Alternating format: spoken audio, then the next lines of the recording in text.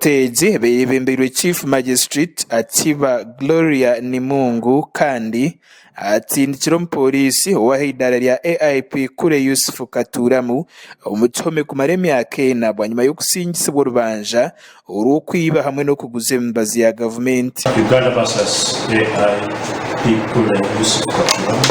I have listened to the submission of the President Senior State Attorney and Alopitas, wherein he submitted on the draft for the convict score. Its action was under grave circumstances and that court gives a deterrent sentence. In reply, in mitigation, Counsel for the Appeals submitted that the convict is a 59-year-old civil servant who is sickly with many children, and he prayed to court to give a non-custodial sentence. Considering the foregoing, the convict is hereby sentenced to 4 years imprisonment, the period on remand to be deducted. Koti niyemwe urirengo AIP Kure Yusufu Katuramu w'imyaka 59 ubiri nakoraha polisi ya Chenjojo akakwatwa umwaka gwahwire umukwezi kwa mwenda n'abandi bantu mukaga umukikwekweto icyakoze rw'ikitongore cya National Drug Authority ekikurwanisa obushuma bw'embazi ya government kanda babandi bakayikiriza emshangweji nuko kubakoma hagati y'imyaka 3 hamwe na mukaga. People are saying pharmacist. Are you a pharmacist? Okay, it's okay, sir. Huh? What is your qualification? Talk to me.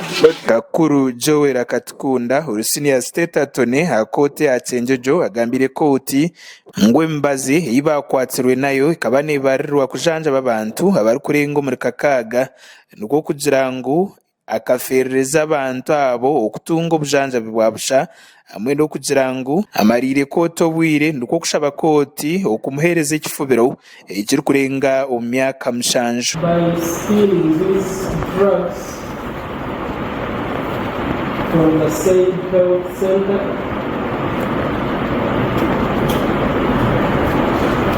which drugs he handed over to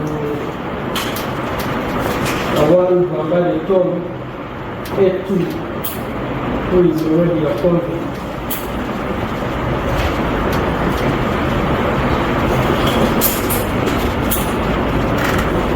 Who also took the drugs very seriously, also already a convict. Kokawe Dushabe Samuel wa Kansime and Co-Advocates oberoya wa Kure ashabire ko tukumufubira kuce abukubangwa akuzire kandi inobujunanzibwa obukurebera abana mukaga amwe no kugira ngo arwire kandi na yetenga no kushemezebwa.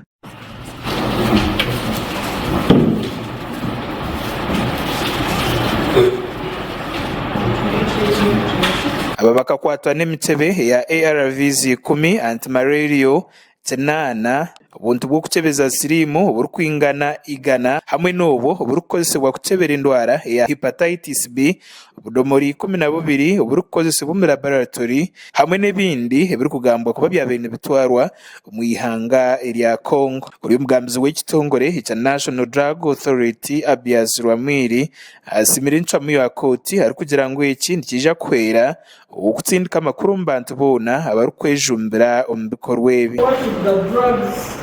Stolen for which he has been convicted,